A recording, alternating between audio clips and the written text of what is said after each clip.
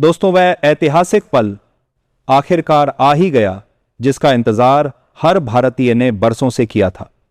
वो सपना जिसे हमने अपने पूर्वजों की आंखों में चमक बनकर देखा था, आज हकीकत बन गया है। न्यूयॉर्क के यूनाइटेड नेशंस जनरल असेंबली के विशाल हॉल में जब भारत का नाम गूंजा तो लगा जैसे पूरी धरती थर्रा उठी हो। चारों तरफ तालियों की गूंज खड़े होकर अभिनंदन करती भीड़ और गर्व से चमकते हुए भारतीय प्रतिनिधियों के चेहरे जब स्पीकर ने घोषणा की कि भारत को संयुक्त राष्ट्र सुरक्षा परिषद की स्थायी सदस्यता और वीटो पावर पर भारी बहुमत मिला है, तो हर भारतीय के दिल में जैसे बिजली दौड़ गई। सोचिए, 193 में से 146 देशों ने भारत के पक्ष में वोट डाला। वो भारत जिसे कभी गरीब देशों की श्रेणी में रखा जाता था, आज वही भारत दुनिया के फैसलों की दिशा तय करने जा रहा है। यह जीत कूटनीति की किताबों में दर्ज होने वाली एक ऐसी मिसाल है जो आने वाली पीढ़ियों को प्रेरित करेगी। 10/9/145 का वह समय याद कीजिए जब संयुक्त राष्ट्र की नींव रखी जा रही थी।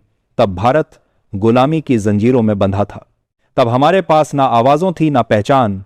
दुनिया के बड़े बड़े देश अपनी ताकत बांट रहे थे और भारत केवल दर्शक बनकर रह गया था। लेकिन आज लगभग 80 साल बाद वही भारत उस मंच पर खड़ा है जहां पूरी दुनिया उसके लिए खड़ी होकर तालियां बजा रही है। यह किसी सपने के सच होने जैसा है, यह किसी क्रांति के परिणाम जैसा है। उस दिन जब भारत का झंडा यूएन के हॉल में लहराया तो लगा जैसे इतिहास खुद अपने पन्ने पलट रहा हो। यह सिर्फ राजनीतिक जीत नहीं थी, यह आत्मसम्मान की वापसी थी। यह उस विचार की जीत थी जो कहता है भारत किसी से कम नहीं। और अब जरा सोचिए उस दृश्य को जब भारत के विदेश मंत्री डॉ.एस. जयशंकर मंच पर पहुंचे। पूरा हॉल सन्नाटा साध गया था। हर देश के प्रतिनिधि अपनी कुर्सियों पर झुककर बैठ गए।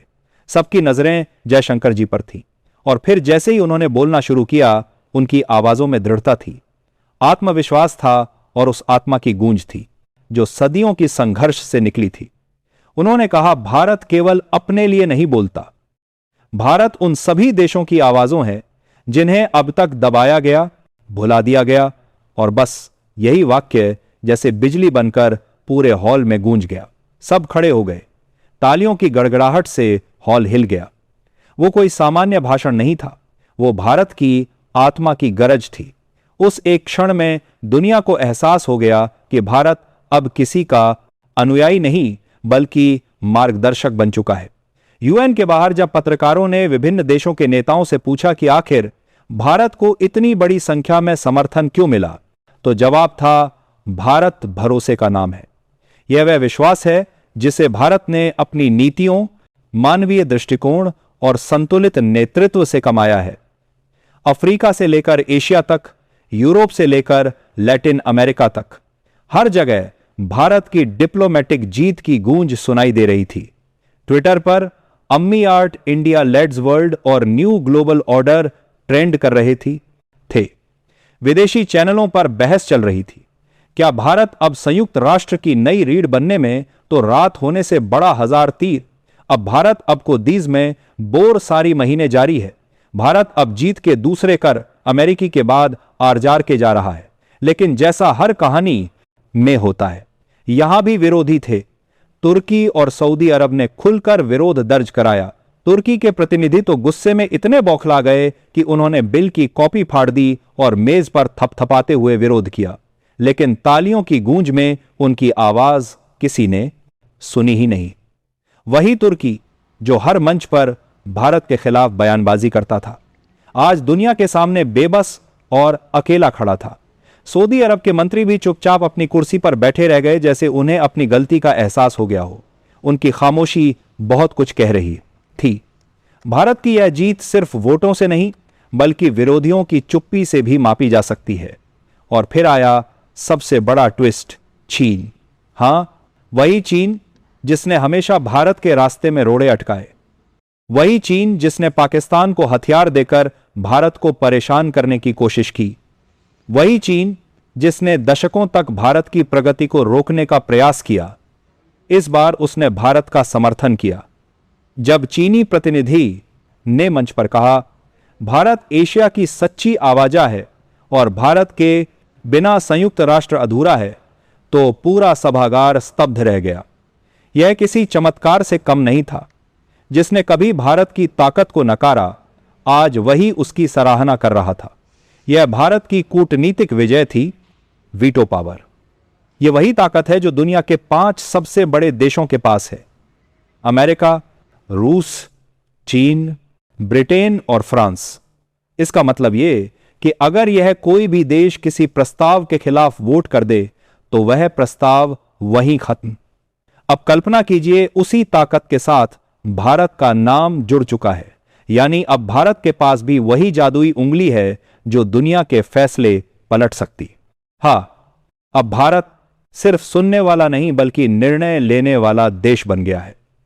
जब पाकिस्तान आतंकवादियों को बचाने की कोशिश करेगा, भारत सिर्फ एक शब्द बोलेगा, वीटो, और खेल खत्म। जब कोई देश कश्मीर पर दखल देने की कोशिश करेगा, भारत कहेगा रद्द करो, और दुनिया सिर झुका देगी। अब भारत के पास वो चाबी है जो पूरे विश्व की राजनीति को खोल और बंद कर सकती है। तुर्की और सऊदी की हालत तो देखने लायक थी। भारत की इस अप्रत्याशित जीत के बाद दोनों देशों की नींद उड़ गई। तुर्की ने तो भारत के युद्धपोत इस त्रिखंड पर विवादित बयान दे डाला, लेकिन भारत ने जवाब में सिर्फ एक लाइन बोली, हम अंतर्राष्ट्रीय कानून का सम्मान करते हैं। बस यही लाइन तुर्की की बोलती बंद करने के लिए काफी थी। पूरी दुनिया ने देखा कि भारत बिना शोर मचाए अपनी बात सलीके से रखता है और फिर जीतता है। सऊदी अरब की स्थिति भी कुछ ऐसी ही थी। वो जो अक्सर भारत के खिलाफ बयान देता था, इस बार खामोश बैठा रहा। शायद उसे भी समझ आ गया था कि भारत को रोकना अब नामुमकिन है। इस जीत के साथ भारत ने दुनिया को दिखा दिया कि ताकत केवल हथियारों से नहीं आती, ताकत नीतियों, धैर्य और कूटनीति से आती है। अमेरिका, रूस, फ्रांस, ब्रिटेन सब भारत के साथ मजबूती से खड़े हैं। अमेरिका, जो कभी भारत पर व्यापारिक दबाव डालता था, अब वही भारत की तारीफों के पुल बांध रहा है। रूस तो हमेशा से भारत का सच्चा दोस्त रहा है, उसने सबसे पहले समर्थन किया। फ्रांस और ब्रिटेन भी भारत की इस नई भूमिका का स्वागत कर रहे हैं। पांचों महाशक्तियों में अब भारत का कोई विरोधी नहीं बचा। भारत अब केवल एक देश नहीं बल्कि एक वैश्विक शक्ति केंद्र बन चुका है।